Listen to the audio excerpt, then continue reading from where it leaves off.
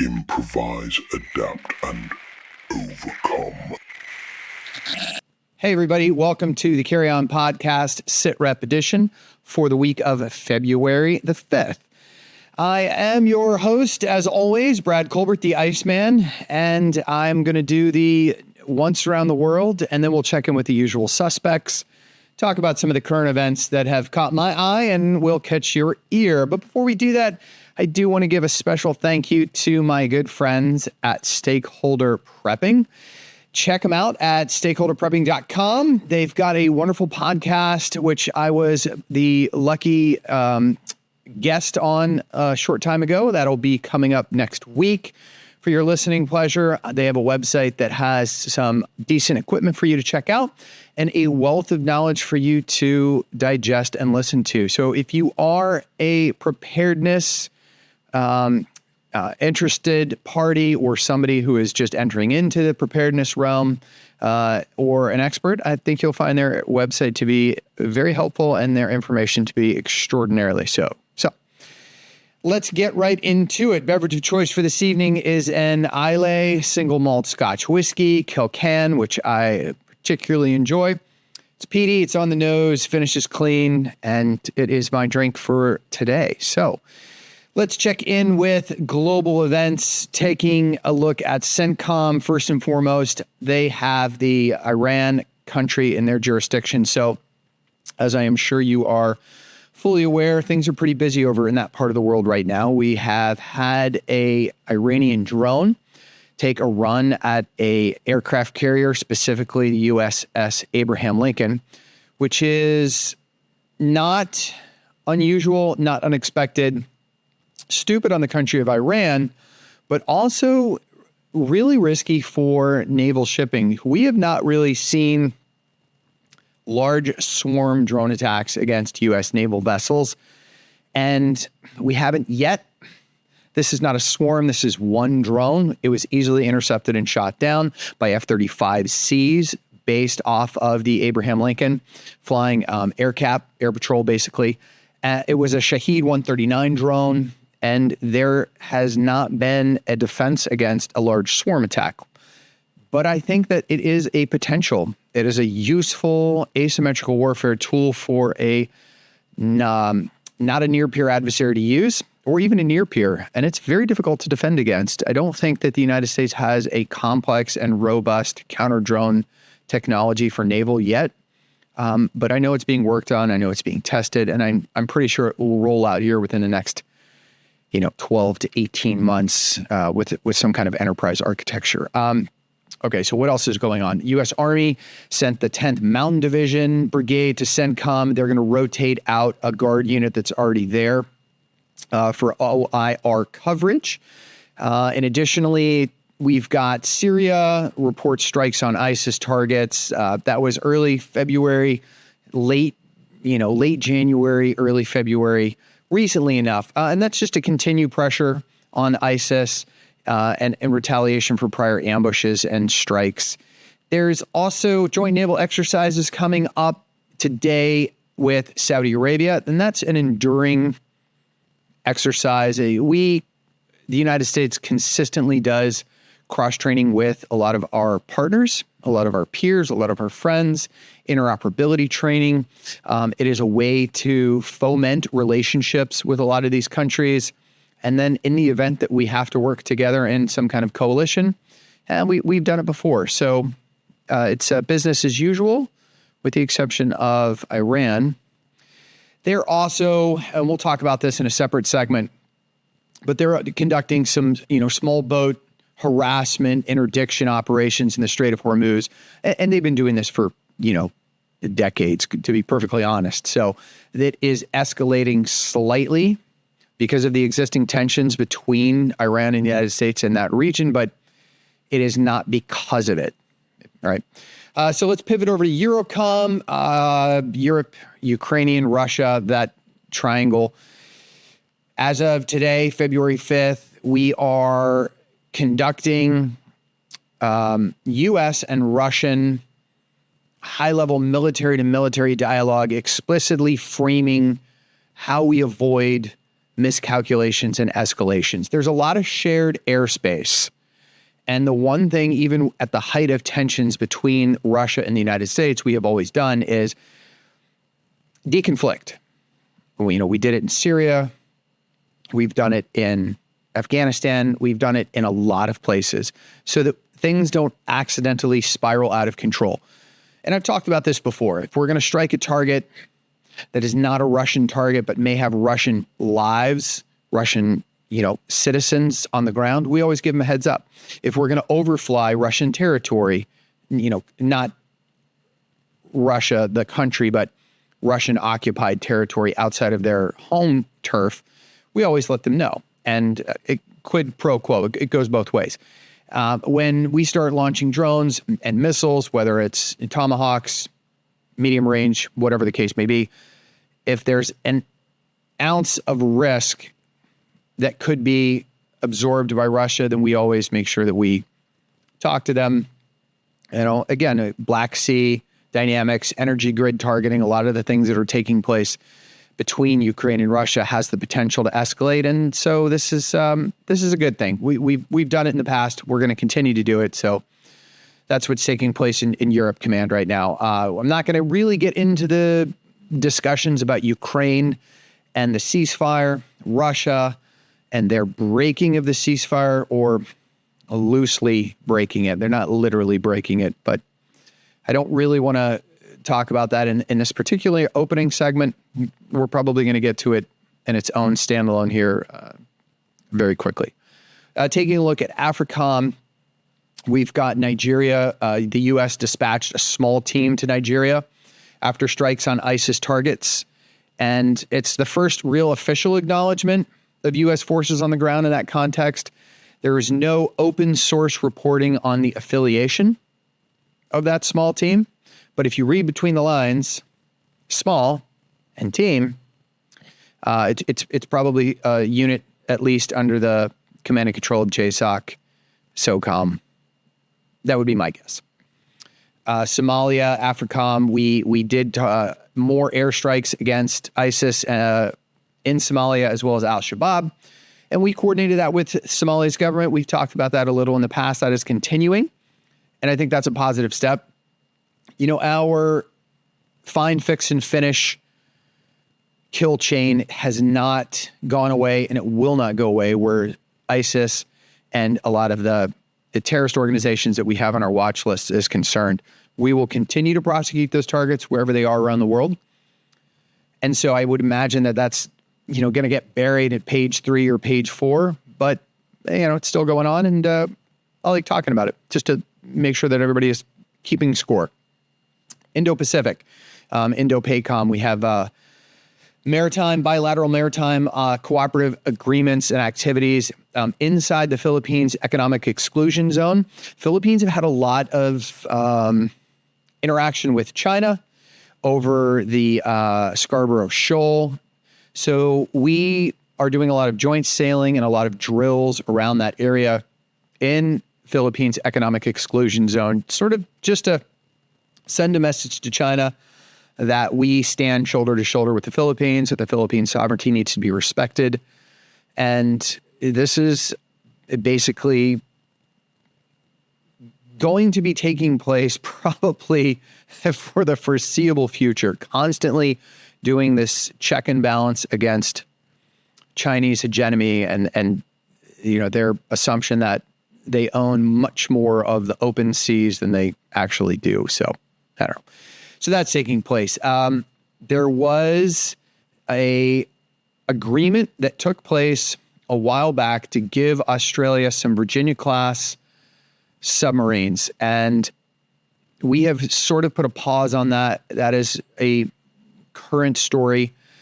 The reason, at least, that has been cited is that we are unable to build them. We do not have the shipbuilding capability in the United States that we once had. If you look at what we were doing, post World War II and all the way up into the, 60s and 70s and even the 80s to a lesser extent, we had a pretty robust shipbuilding capability, and we will really lost the ability to produce naval vessels at scale. The quality control is fantastic. We do some great modular shipbuildings. The way ships are put together these days, it's fantastic. But we have constraints, and we have strategic prioritization debates. If we talk about building new ships to replace some of our aging U.S. fleets, then they take precedent over naval vessels that are slated for export for foreign military sales. And this, unfortunately, is one of those things that has been put on pause. Not a lot of outcry from the Australians at the moment, but I would imagine that a lot of that is kept pretty quiet so as not to badmouth the hand that feeds them. Australia does not have the ability to lay down some of these ships themselves, so buying from the United States is oftentimes cheaper, it's easier, but they're going to have to wait. So that's what's taking place in that part of the world. Let's move on to Western Hemisphere or SOUTHCOM. We are continuing to do operations in the Caribbean in support of DHS, continuing to do this quarantine. And we did strike January 23rd. So, it's not exactly current news, but we did strike a vessel in the Eastern Pacific on the 23rd of January, and that's being reported by Reuters. If you kind of take a holistic view, or to summarize everything, the U.S. military is really doing three things at once right now. We're deterring Iran while avoiding this cascade effect of escalatory actions on behalf of both of us. We're reopening these safety valves with Russia to reduce miscalculation while the Ukrainian war remains very kinetic. And then we are buying time in Indo-Pacific with a lot of our partners, while industry quietly has constraints and it potentially could threaten the credibility of long-term promises. So those are our once around the world. When it comes to military current events, if anything changes, I always try to categorize it and cross-reference it. And we'll talk about it in the next SITREP. So with that being said, let's bounce over to Iran, which is, I think, preparing to negotiate in good faith while preparing for war at the same time. Iran is in a serious reduction of force state than it has ever been in its history. But that doesn't mean that they cannot lash out. It doesn't mean that they cannot strike. And it doesn't mean that they cannot spiral things out of control pretty quickly. Part of that was the story that came out recently that stated that they tested a medium-range ballistic missile. And as it turns out, the reporting on that is not credible. There's nothing that I can find open source that definitively states that they tested one of these medium-range ballistic missiles, the Khorram Shar 4. And I am telling you right now, I'm not pronouncing that correctly. You will have to forgive me. I'm barely sufficient in English as a primary language. Do not ask me to also speak foreign. But I do know this weapons platform. It was originally developed by the Chinese. They sold it. No, Chinese or North Koreans, because it makes a difference. I feel like it was the Chinese, but now that I'm thinking about it, I may be second guessing myself. There's a lot of stuff rattling around in this brain, and sometimes things fall through the cracks. It was originally developed by a outside agency, and they sold it to Iran, and Iran, changed some things, modified it a little bit, did some minor evolutions, but essentially it has been their medium-range ballistic missile for a while now. So there was some reporting that they tested it, but what is credible is that they are deploying it and showcasing it in an underground missile city. And that is telling in a couple of ways. It tells the rest of the world that they are prepared for defense against a preemptive strike.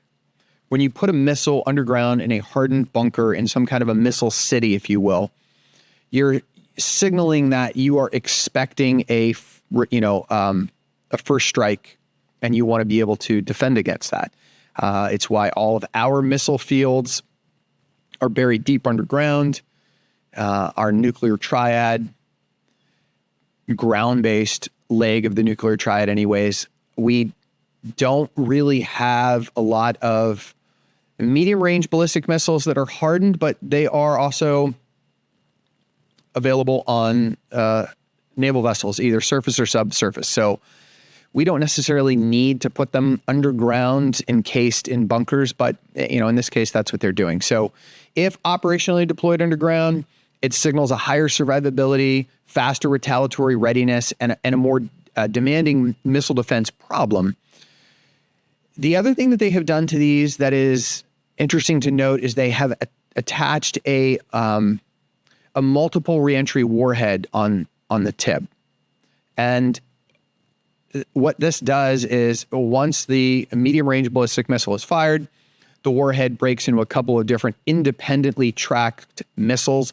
It makes defense against it harder. It's not a impossible defense, but it is more difficult because you have now multiple reentry vehicles attacking a single target that you have to defend against, and each one is moving independent from one another. The concern is not against the United States because these just do not have the range. The definition is in the name. It's a medium range ballistic missile, not an intercontinental. But the neighbor across the ocean there, across the waterways, certainly is. So Israel is about a 12-minute flight time for these missiles, and that makes Israel a little twitchy, admittedly so. But a lot of this depends on launch site and trajectory, obviously. This report is actually coming from Iranian state media. So they're the ones that are reporting this, and that's... You can kind of read a lot from that in and of itself, because it means that they are telegraphing that they are moving these and basing them underground because they want the United States to know about it. So, again, it's all operational survivability. These carry, if I remember correctly, a 1,200 kilogram payload. No, 1,500 kilogram payload. So it's pretty good. It's pretty good, and that's pretty large for a medium range ballistic missile, and that expands the effects because it could potentially fuel a nuclear delivery concern, even if Tehran denies the intent. These platforms lend themselves to retrofitting with a nuclear tip instead of a conventional. The maneuverable reentry vehicle adds a wrinkle simply because it complicates mid-course prediction, interception. The biggest thing about this is it's tied to diplomacy. The timing of this is so obvious. It can be seen right through. The Iranian negotiators and the United States negotiators are sitting down to talk about de-escalation. So when they basically say, look what we have and look what can ride out in a bunker, it's leverage, and it's meant to shape the U.S. calculation around talks and sanctions and escalation thresholds. It doesn't do a whole lot to dissuade the United States, but it's definitely something that Israel needs to pay attention to, and I have no doubt that they are. Their Iron Dome is fairly robust. It's really designed for something of this size. The Israeli Iron Dome struggles when you are talking about small drone swarms. That's where they will typically launch fixed-wing aircraft and ask for U.S. and other countries' help providing some of those sorties, as we've seen in the past. So a couple of caveats when it comes to this story. Understand that deployed, when state media is saying deployed, it can mean anything from fielded and ready to simply just staged. And there's no way to independently confirm anything that they're saying. We don't have a lot of reporters on the ground in Iran putting microphones in the faces of senior military leaders. The flight times vary where they're launching it from, whether it's loft, whether it's depressed trajectory, what the payload is. So The time really varies. It can be as long as a 15-minute flight time. And, hopefully we're not going to have to find out. Iran engaging with Israel is probably the worst thing that they could do right now while we are at the table with negotiations taking place here soon, while they have a U.S. carrier group parked off of their coast. So, yeah, but that's sort of taking place in the backdrop of negotiations. And let's talk about negotiations here for a moment. Iran is scheduled for talks tomorrow, as a matter of fact, in Oman. Muscat is the name of the place in Oman that these negotiations are going to take place. Multiple outlets are reporting this. Iran is not really, I don't want to say admitted it, but they're not exactly trumpeting the fact that they're about to sit down with the Americans and negotiate again. I want to talk a little bit about the negotiations that are upcoming, what we can expect, what some of the outcomes are. And then I'd also sort of want to take a trip down memory lane and look at some of the negotiations that we've had with Iran in the past, because past is often prologue, and we can derive a lot of information about what these talks can yield by looking at what we have done with them in the past. The talks were originally close to collapsing over a bunch of really, small administrative issues like the venue, the format. Was it Turkey? Was it Oman? Who is going to participate? Who is going to observe? Oman is historically kind of the quiet channel because they can host without the optics of alignment that other venues create. So they have heretofore been kind of the go-to Switzerland, if you will, of the Middle East when it comes to these kind of negotiations. The other thing that they're discussing, or at least arguing about, is the agenda. Iran says nuclear only, but the U.S. wants a broader package, like, missiles and the control that they have over some of the proxies. And that's currently the biggest friction point right now leading up to these negotiations is, what the fuck are we going to talk about? So, in addition to the medium-range ballistic missile that we just spoke about, the IGRC is currently escalating a lot of maritime pressures in the Strait of Hormuz. Today, we had the IRGC Navy seize 2 foreign oil tankers in the Persian Gulf near the Farsi Islands. They are claiming that it was part of a fuel smuggling operation. The crews are reportedly in custody, and the vessels are moving towards one of their ports, the Iranian ports in Bashir. So this is very typical of the Iranians. I have seen this reported in the news. I have been, on the ground, if you will, so it's a waterway, but I've been adjacent to units that have been interdicted by Iranian patrol boats claiming that they were encroaching across the border. The point is this is very typical. They do this all the time, and they will frame it as law enforcement, but it's timed in a way and done in a way to signal leverage when we have U.S. and Iranian negotiations take place, or there's any time that they want to respond to U.S. pressures in the region. On the 3rd of February, we had a group of fast attack boats, and I have seen this firsthand while transiting the Strait of Hormuz on naval vessels. These IRGC fast attack boats will approach naval vessels, sort of harass. In this case, it wasn't a naval vessel. It was a U.S. flagged tanker, the Stena Imperative, near the Strait of Hormuz, about 16 nautical miles north of Oman, and they threatened to board the vessel. The United Kingdom Maritime Trade Operations report says that they were hailed on VHF radio and ordered to stop. They didn't. They continued to transit, which is, the smart move. But the threat was there, and it is, I think, going to cause concerns when these type of risks increase. It drives up the cost of insuring these vessels, and sometimes it trips the threshold of affordability. And then that just drives market prices up. I don't know what this particular merchant vessel was carrying, but if it's not carrying it because it can't get insurance because the risk to the underwriter is too high, then whatever goods that was carrying wherever it was going is now not coming to market, which drives up demand or at least reduces supply.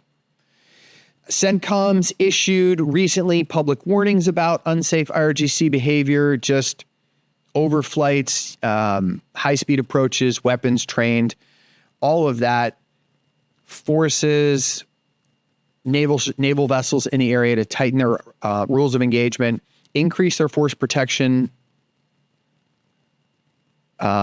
response or force protection status for U.S. bases in the region. And the other thing that it does is it lays legal and political groundwork for a response if escalation continues. So this can kind of bite them in the ass. If they continue and we respond, they don't really have a leg to stand on. I mean, they're kind of the ones that are forcing our hand in a use of force conflict. So, yeah. The near term on this is it just aggregates and inflames the tensions between the United States and Iran at a very sensitive and critical moment as we move into these negotiations. Iran, though, they do get a lot of advantages when it comes to this. They have an asymmetrical advantage at sea because, as I mentioned, doing this raises the cost of commerce. It forces escorts or reroutes for ships, so they may not even transit. They may just go around, or they may have to hire or ask for an escort. And they can use those arrests and judicial custody as bargaining chips. So, yeah, the most dangerous scenario, so that was the most likely scenario. The most dangerous scenario is if they try to do a boarding attempt, or if there's a collision, or we have to fire warning shots, or there's a drone or a boat instance that causes casualties. That's worst case scenario for a lot of these. So what I would say is in the next 72 hours, take a look at the readouts from Muscat, whether they announce that they are only going to talk about nuclear or they're going to talk about a broader regional security framework. That's going to signal whether Iran has the willingness to sit down and negotiate or if it is the same old. Shipping advisories, whether or not there's an incident uptick, whether insurers reprice Hormuz transits. I think they will. Markets are twitchy. Oil, the price of oil, I think, went up $1 a barrel just within the last 72, 96 hours, something like that, based off of the IGRC takedown of those two vessels that they said were smuggling foreign oil. The other thing to look at within the next 72 hours is crew nationalities and who owns the boats that are being the recipient of these asymmetrical warfare attacks, these harassment attacks, the ship takedowns, the seizing. Is it specific states or is it a generic foreign uptick to minimize backlash? If they're targeting specific countries' vessels, it's going to be a problem. I mean, it's a problem regardless, but you're going to have a measured response versus, well, it's a DUI checkpoint for everybody, so to speak.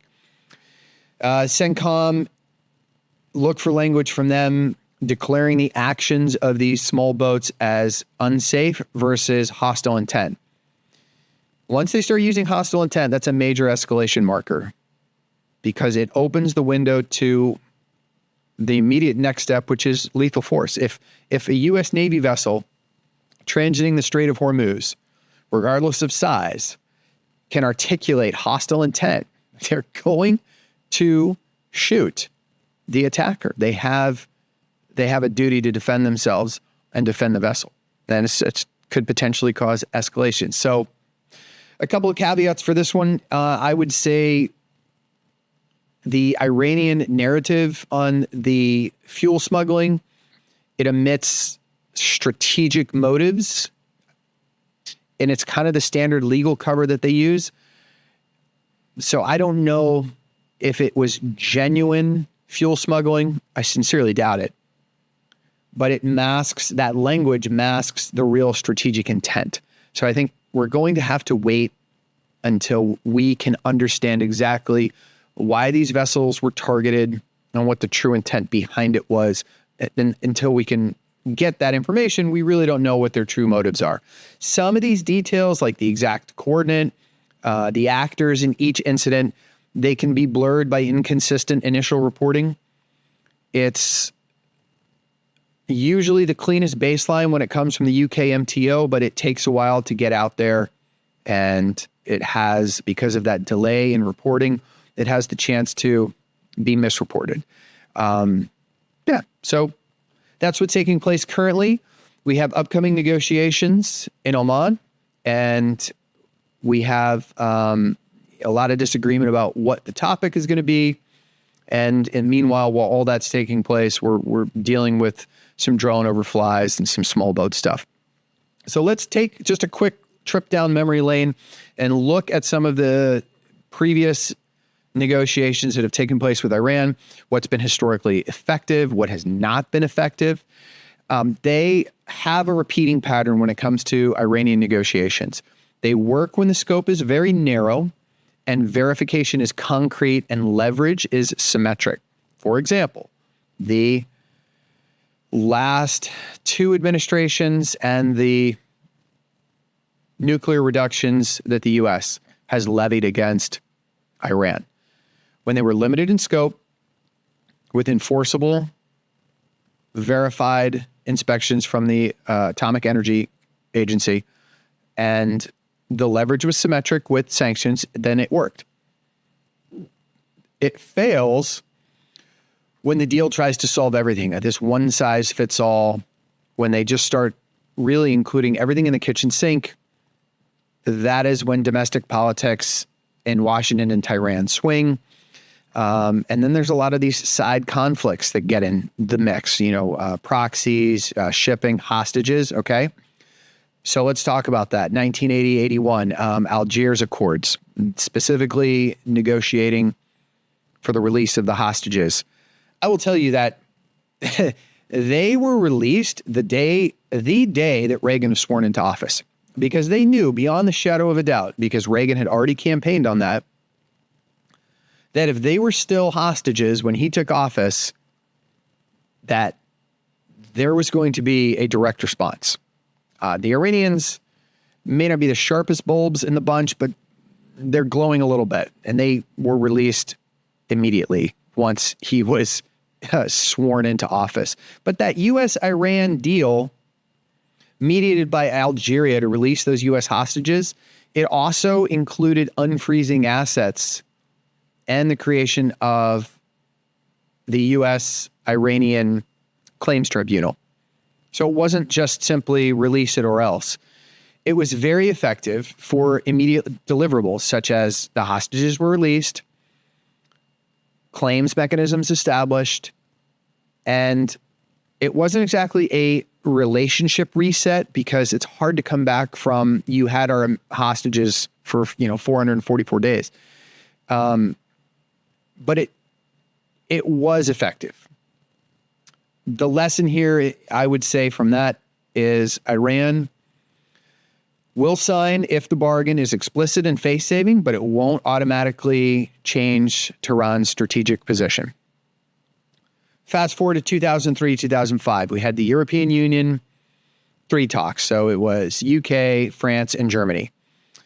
The Europeans negotiated Iranian enrichment suspensions and transparency, but there was no robust and enforceable long-term architecture there. The context is widely documented. The problem was there was no durability, there was no enforceability compared with the JCPOA's later monitoring structure.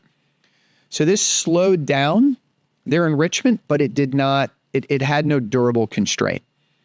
So in this instance, the lesson was, without an enforceable verification and sanctions architecture, and without the United States buy-in, these deals are very brittle. And as you can see, it did not last. It took 2013 to 2015's JCPOA, also more commonly known as the Iran nuclear deal.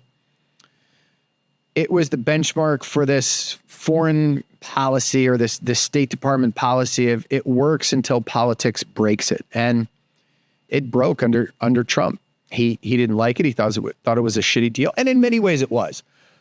And I don't want to digress into political machinations. I just want to keep this sort of a linear history of negotiations with Iran, what was effective, what wasn't. So this was a secret United States and Iranian contacts, which helped unlock the broader, P5+1 agreement.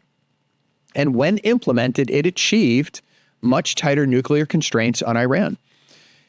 Intrusive monitoring, they had to open all of these sites. They had to declare them. They had to open them up to regular inspections. Some of those inspections were on regularly scheduled timelines. Others were surprise inspections. And they were designed to ensure that their program remained peaceful and violations were detected. We gave them a lot. I mean, we had billions of dollars in frozen assets that we returned to them as part of the agreement. And that really rubbed a lot of people the wrong way. I think if I was truthful, I'd say it probably rubbed me the wrong way. Because you gave billions of dollars back to a known state sponsor of terrorism. Where the fuck did you think that money was going? But I said I wasn't going to digress. Arms control specialists emphasize it extended the breakout time and it created a verification process. And it did. Why did it break? Well, the U.S. withdrew in May of 2018 and reimposed sanctions. And then Iran expanded their nuclear activities. I said, okay, well, if you were going to walk away from the deal and you're going to reimpose the sanctions that you lifted a couple of years ago, then we're out too. So it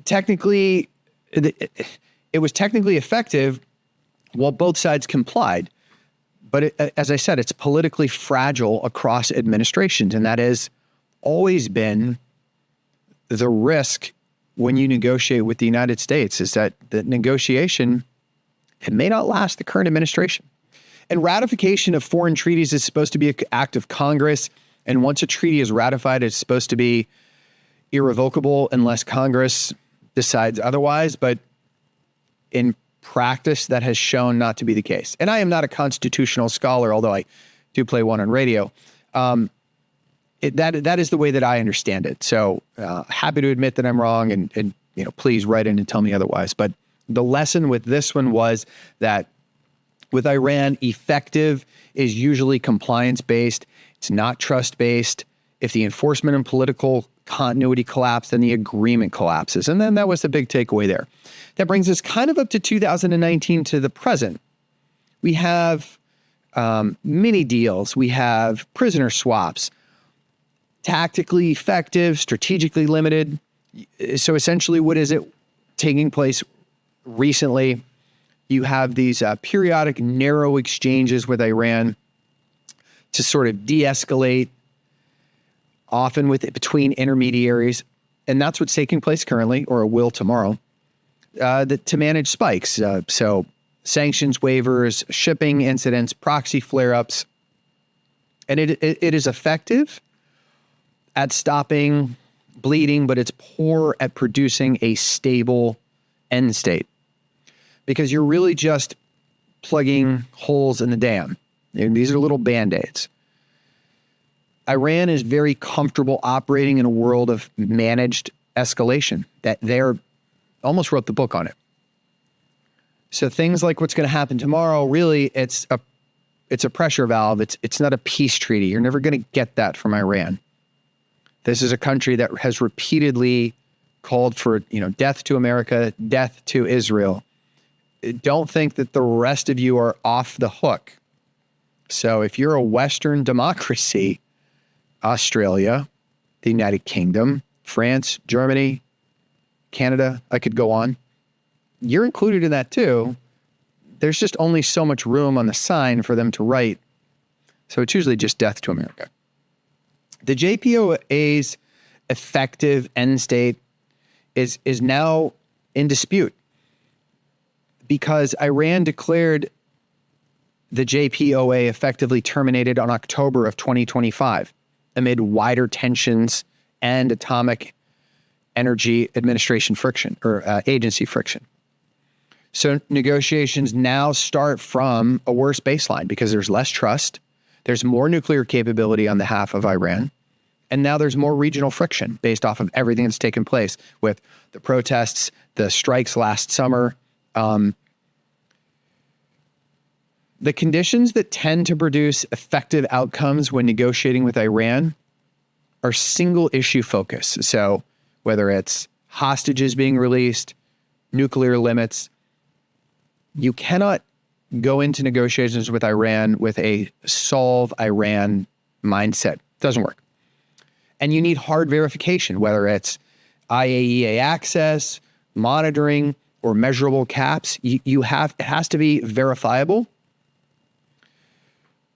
Balanced leverage, like sanctions relief that is real and penalties that are credible.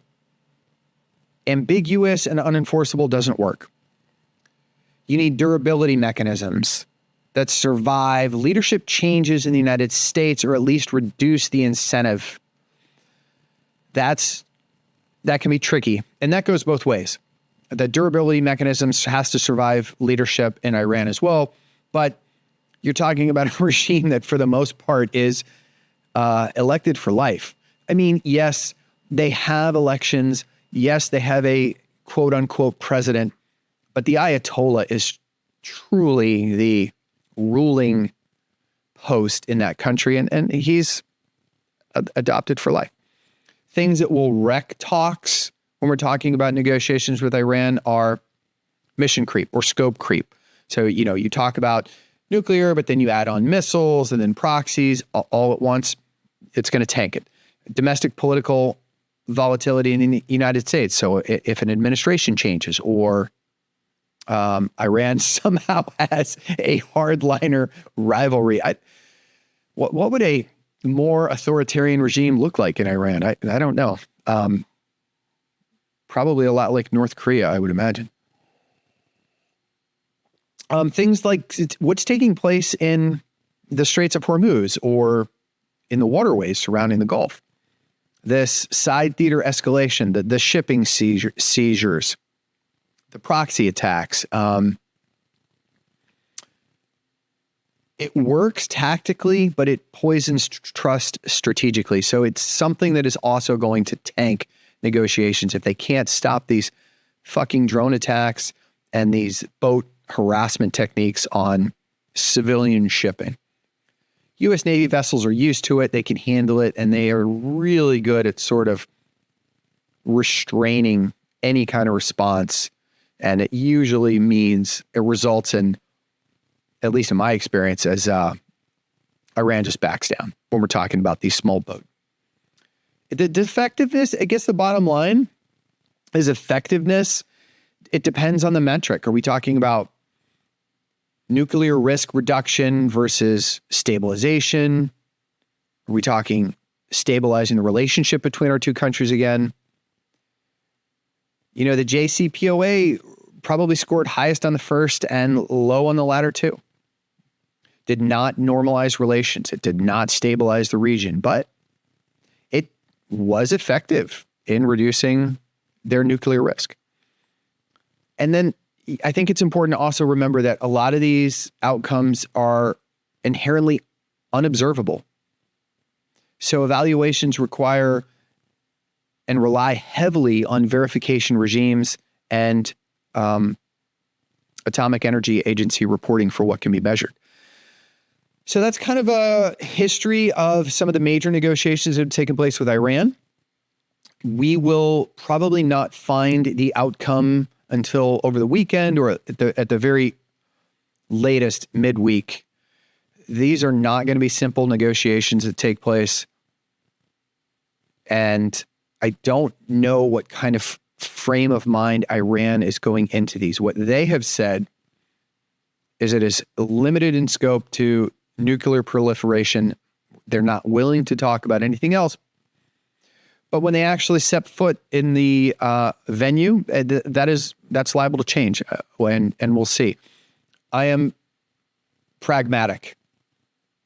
I don't see this as resulting in a whole lot, but if it can cool tensions in the region, I'd be okay with that. I'd be okay with that.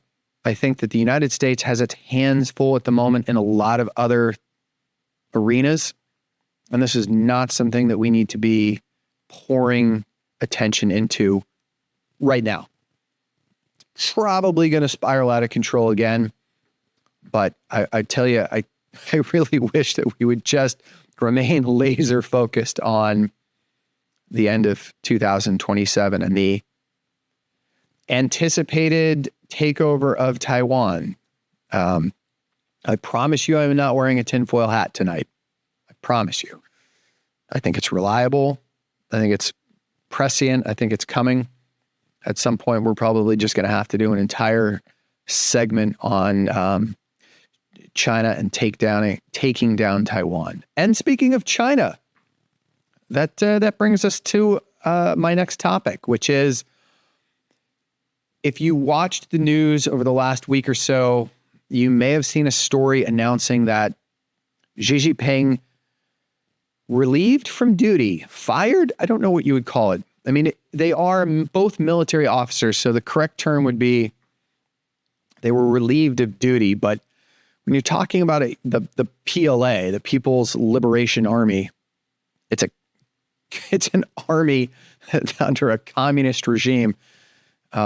I'm actually surprised that they weren't shot. But you had two very senior generals get relieved. General Zhang and Chief General Liu. Man, I do not speak Mandarin Chinese. You're going to have to give me a break.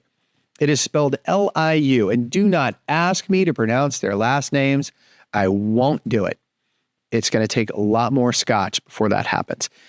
But these individuals were way up there in the military. They were so Zhang was vice chairman of the Central Military Commission, and the other gentleman was Joint Staff Department in the Central Military Commission.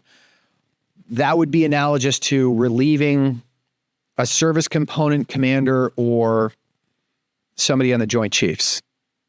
I guess in some cases they're one and the same. The party framed it as serious violations of discipline and law. They had charged both of these individuals with espionage. Whew. And the phrasing of the charges is deliberately elastic because it usually signals corruption and discipline breaches, but it gives the party maximum room to escalate or quietly downshift charges later. This is the public face of their relief. Not exactly sure what is really taking place. There's a lot of people that are theorizing about it. I can tell you there's a lot of people in Taiwan that are watching this because these two individuals were many believed to be the few experienced people in the room that would help plan and execute a attack on Taiwan. So the fact that these two were relieved and are being charged with, espionage-related accusations is alarming in some respects and confusing in some others. Multiple outlets are reporting espionage-related charges up to and including claims about leaked ties to strategic programs. That's circulating alongside the corruption narrative. Now, both of these individuals had access to a lot of money that would have been allocated towards programs. A lot of these programs were high level. We're talking programs that are involving rockets, command and control, space, and cyber. So there is a lot of people who are making an assumption that there was corruption, that they were skimming money, and that may have very well been the case. I don't know to what degree the level of corruption is pervasive in the People's Republic of China. There's a lot of other countries where we have intelligence assets on the ground and access to, real-time reporting about corruption at that high level of government. So China's just not one of them. They do a very good job of internally policing their own. Understand that these allegations are not being confirmed by Beijing in the same explicit terms. So this needs to be treated as information warfare, at least until it's corroborated by hard public evidence, which we may never find out. What the public face of this is that they are being relieved for espionage-related accusations, but it's not being verified by Beijing.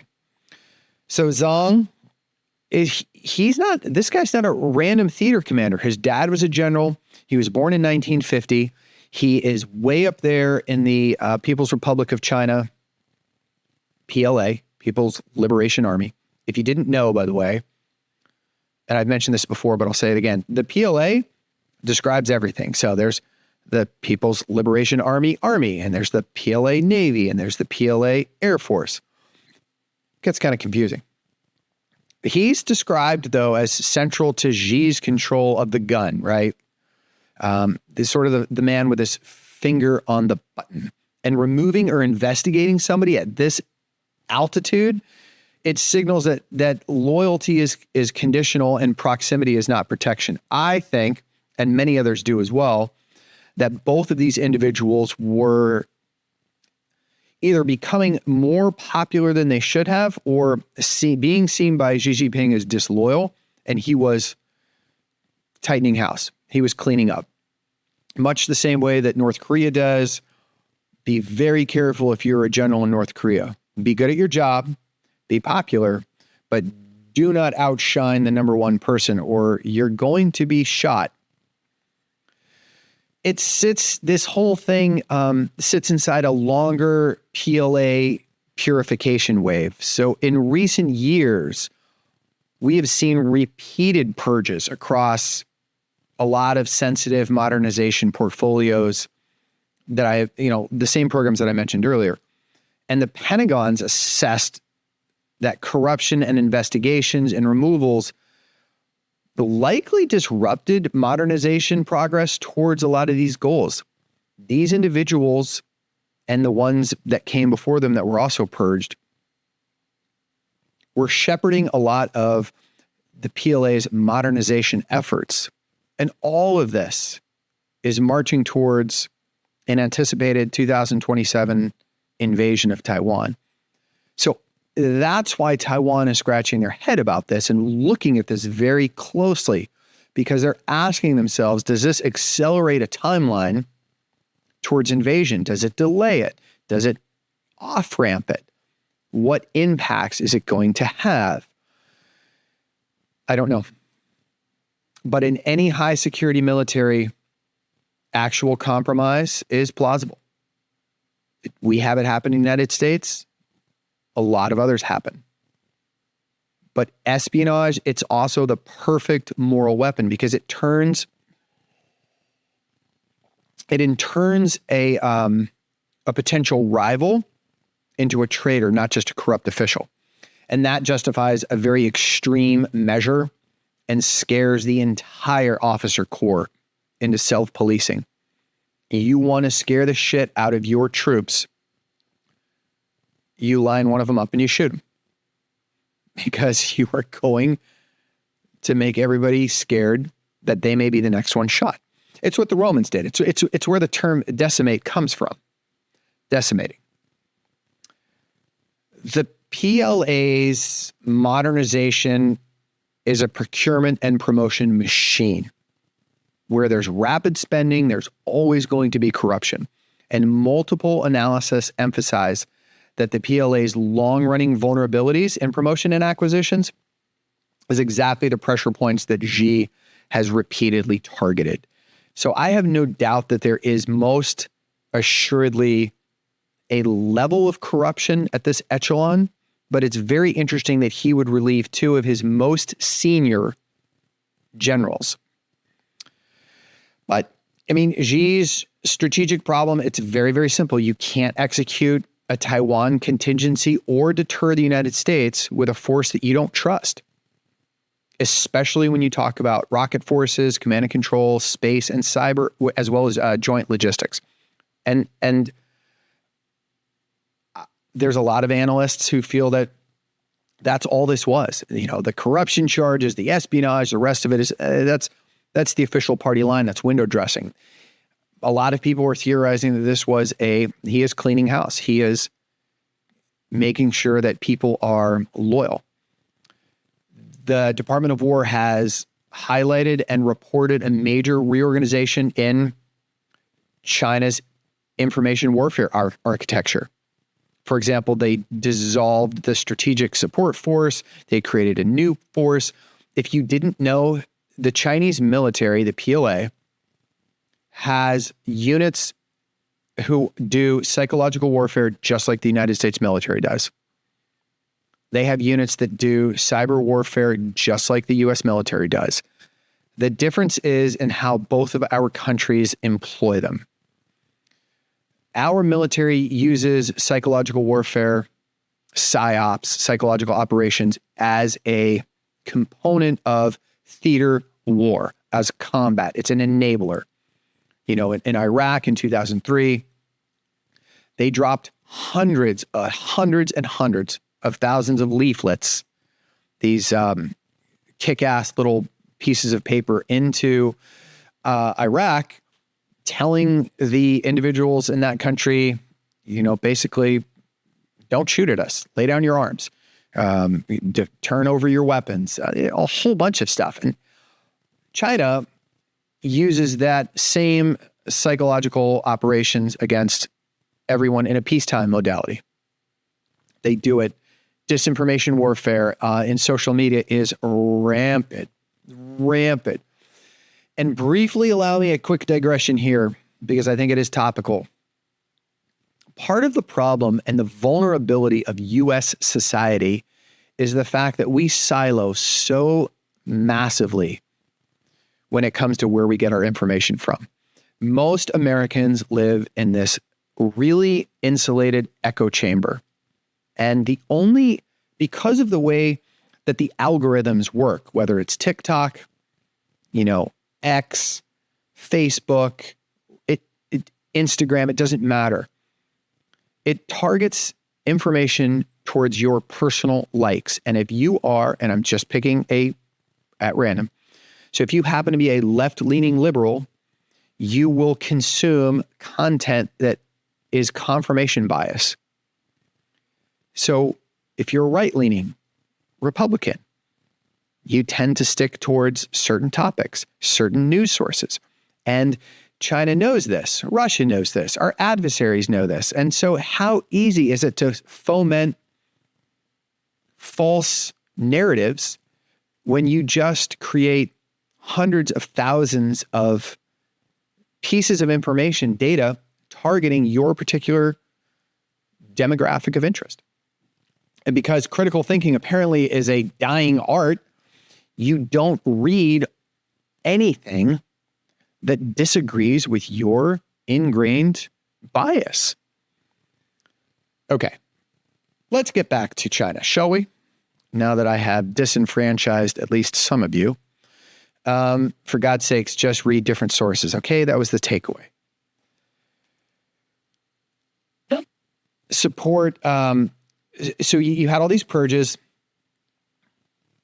They've really had a reorganization in China's information warfare architecture. We talked about that. We've talked about how it's part of a broader modernization And it's exactly the kind of change where loyalty, competence, and secrecy become essential. So when you remove experienced senior leaders midstream, it creates friction in joint force planning, bureaucratic throughput.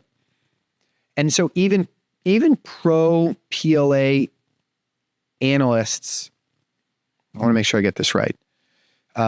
They acknowledge leadership decapitation introduces this near-term disruption. There is a second-order effect to what he has done, but he may accept it. Xi may accept the cost to get a force that is more loyal, more conformist, more politically safe. He may have looked at this and looked at the calendar and decided now's the time. When a regime starts using traitor and spy logic near the top, it's a sign of trust collapse. Pure and simple. And that can produce a couple of things, but they have effects. It gives you tighter compartmentalization. Unfortunately, that means slower decision cycles. It gives you increased counterintelligence sweeps, but that also means more false positives. You get a much more risk-averse commander, less initiative. The United States doesn't do stuff like this. Our culture just doesn't do it. There are so many things culturally that give the United States military and Western militaries, I don't want to confine this strictly to the United States, that give Western militaries an advantage. This kind of shit just doesn't happen in Western militaries. This is the kind of thing that happens in Russia, China, Iran, North Korea, a couple other places throughout the world. Our decentralization, our initiative-based, our NCO core, massive edge, can't be repeated, can't be duplicated. It has to be grown. And this kind of move from Xi breaks patronage webs. It's a purge that teaches a lesson. It says your survival depends on alignment, not performance. And it stabilizes his control, Xi's control, but it degrades candid feedback. And it's a classic strongman trade-off. You can't tell the emperor that he has no clothes, or you risk being fired or worse. Yeah. So it was interesting. It's definitely going to be interpreted by a lot of rivals as a counterintelligence tightening. So it's going to be much more hardened, much more harder for us to penetrate. If you don't think that every country in the world spies on every other country in the world, you're naive and you're kidding yourself. And if you just look at what each country's GDP is and what they can afford to export in the espionage world, that should tell you a little bit about what the capabilities of each country are. This is going to create a lot of elite insecurity, and that's going to cause more miscalculation risk. So what to watch next on this one? If I was to say, does the language shift from discipline and law to state secrets and espionage? That would be an escalation. These two individuals may just quietly go away. Right now, it's being framed as, a disciplinary infraction, a violation of law, some corruption, some graft. Beijing has not publicly called it espionage, state secret violations, but if it changes, then that means that it's no longer a simple, I am purging the ranks. It's, I am making a very public example. Who's replacing them is another thing you want to look for. Younger, more politically aligned officers imply ideological tightening and procurement freeze and cancellation. So look at contract pauses in aerospace, defense sectors. That would suggest that this purge is actually impacting their modernization progress. I think it will. I think it has to. I think people this high up with this much purview being relieved, you can't help but have some spillage.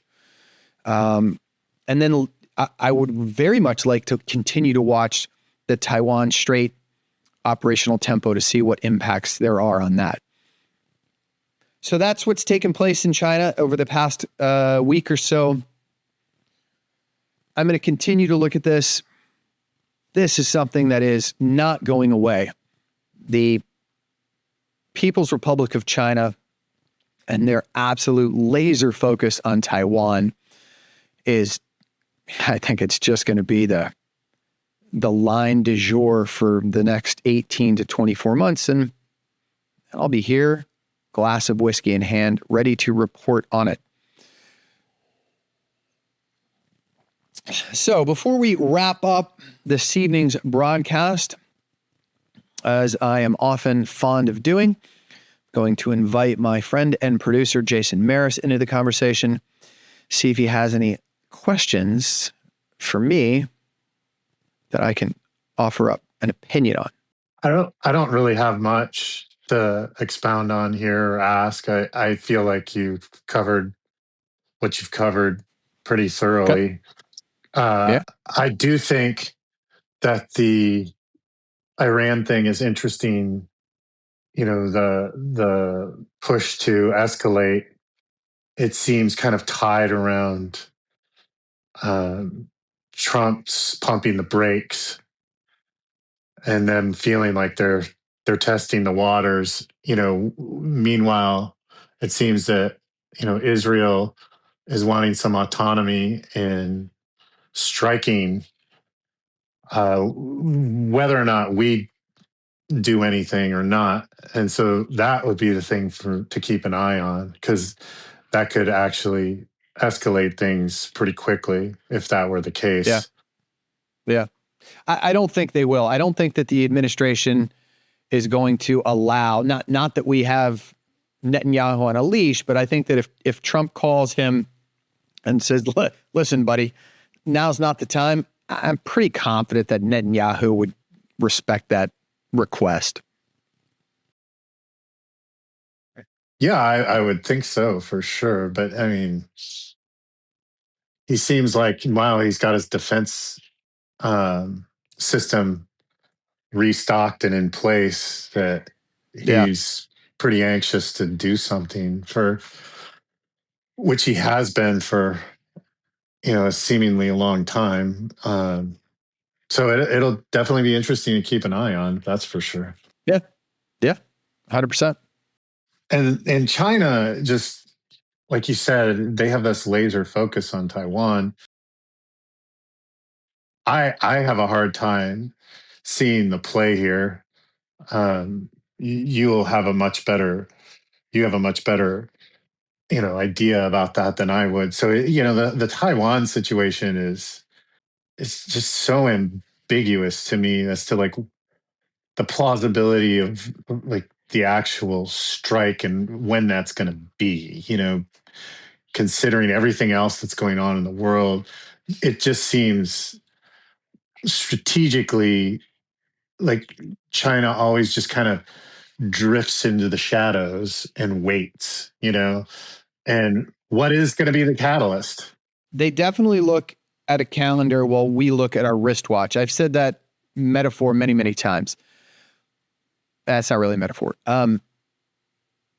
But everything public, like all of the military, all of the Western world is all going off of an assumption that it's end of 2027, because that is what they have announced, and that is what we are preparing for. It's not like I just picked that date out of a hat. I'm not Nostradamus. I'm not rolling bones over here. I'm just... I like that visual. They have a timeline. Yeah, I know, right? They have a timeline. Their timeline, not ours. They're the ones that have basically created the 2027 timeline. So that's what everybody else is going off of. I mean, could they wake up next week and decide? Yeah, they could. But there's so many things that have to happen. first. They don't have the missiles in stock. They do not have some of their space assets in stock. They don't have the drones that they need. They're not trained yet. They have many more drills that they have to do. They're just not there. They need the time. And I think that these purges were truly idealistic in nature. I do not think that there's anything other than that. I think he just made a loyalty purge. Yeah, that would make sense. I mean, the strike on Venezuela, the Maduro situation would amplify that for China. Yeah, it's like, does that increase the timeline? I don't know, but it seems like that's the kind of efficiency that they're building towards or trying to build towards. Yeah. And maybe it was an oh shit moment after the Venezuela thing because of the air defense systems failing and all of that stuff that were Chinese and Russian made. They're like, they were. Yep. What the fuck? You guys suck. Get out of here.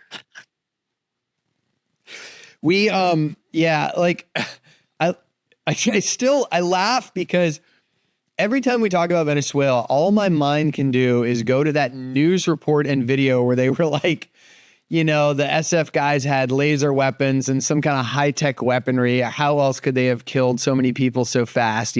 There's no way the U.S. force that small could be that effective. And I'm like, dude, yeah, I laugh. Like, that's fine. You can believe that. Yep. And there's aliens at Area 51, and we never landed on the moon, and every other thing you say is true. Yep. Just roger that. Yeah. A group of pipe hitters can't kill 34 people in a quick and efficient manner. Yeah. But, I mean, yeah. But the other funny thing about that, which I don't know if you saw any of this stuff with Trump, explaining the discombobulator, which he named, by the way, that I saw used. it. I saw it. I have not. I don't have firsthand knowledge of the discombobulator. I definitely want one. That's the name of my new band, by the way. It's going to be Brad and the Discombobulators. That's amazing. I sense t-shirts in the future. I totally do. We have to get some t-shirts made up immediately. Oh, yes. Yeah. Brad and the Discombobulators. Dare I say, big gay Brad and the Discombobulators.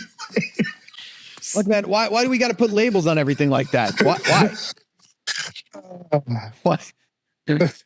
It's just it's a nod to Ray. Well, oh yeah, I understood what the nod was. Anyway, that's really all I really got. I mean, okay. I actually was when he listening to that speech, because he said it twice, and recently I think it was even yesterday that he said it, and it had me in tears. Dude, it's so fucking cool. He and it's not just him, right? Like a lot of administrations have gaffed, and a lot of administrations have probably said things that they haven't. I know Obama did after the OBO raid, but it's like, bro, shut the fuck up. Even if there was, and there's not, a discombobulator, I'm pretty sure you're not supposed to talk about it. I mean, shut the fuck up. That is pretty much sums up the administration. Oh, God. Yeah, bro. It's been a fun ride. Like, I'll tell you what, you are entertained. You cannot say that this administration is not entertaining. If CNN and MS Now or MSNBC or whatever the fuck they're calling themselves would be out of a job if Trump had not gotten elected for the second time. Both networks shut down, just done. Can you imagine covering a Kamala Harris administration year, one? We're now into 13, 14 months. Yeah, it would be a very. What are you going to report on? Her latest pantsuit? The color of it, anyway. The color, Possibly. yeah. They honestly, the investors, if you're a shareholder of either one of those networks, you have to be thanking your stars that Trump got elected. Well, and I think that is, if you just look at the media and you start to look at biases, and it's a perfect fit for the times, with everything It's that's going absolutely, on. yeah. Yep. It is. It absolutely is. I would love it if it wasn't that way, but it is. And so, you get the elected officials you deserve in many ways. And this is what America has right now. And this is what we get. And I'm just enjoying it. I'm along for the ride. I don't get incensed at everything that is said and done. You can't. You can't. You can't have an aneurysm every time somebody goes on public access television and pisses you off. No, you'll end up in the insane asylum. Yeah, you got to take a page from Bob Ross, man. I do think, that being said, there are elements of darkness that are disconcerting in a way that is beyond measure. And I say the Epstein files and the release of all those and all of the baggage that comes with that, because that is some dark ass shit. And that runs deep. It is. Yeah. And it's scary, and it's sad, and it's pathetic, and it's a real problem, and it's being treated like it's not. And that's where. But see, I don't know about that. I disagree. I don't think that it is being treated like it is not. I don't think it is. I will grant you that from the individuals that are at harm from that, they probably feel that way. But this is going to come across as callous, and I don't want it to be. So don't misunderstand my statement. But there's only so much attention that we have available, and it's being pulled in a lot of different directions right now. By design. The man. But I don't know. I don't know if it's by design or not. I mean, that implies a level of sophistication and coordination I just don't attribute to the United States government. But be that as it may, that's true. I'll give you that.